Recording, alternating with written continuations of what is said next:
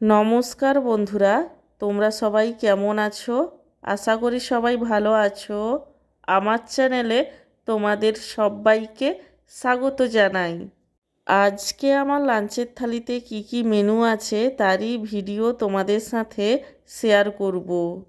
আজকে আমার লাঞ্চের থালিতে রয়েছে গরম গরম সাদা ভাত, তার সঙ্গে রয়েছে এক টুকরো পাতিলেবু, ডিম সেদ্ধ দিয়ে আলু সেদ্ধ মাখা এবং সব শেষে রয়েছে এক বাটি মুসুরের ডাল। আমার আজকের এই সিম্পল লাঞ্চের থালির ভিডিওটি তোমাদের কেমন লাগলো সেটা কমেন্ট করে জানিও। আর ভিডিওটিতে লাইক দিতে এবং চ্যানেলটিকে সাবস্ক্রাইব করতে একদমই ভুলো না। সব শেষে তোমাদের সবাইকে জানাই আমার তরফ থেকে অসংখ্য ধন্যবাদ ভিডিওটি দেখার জন্য।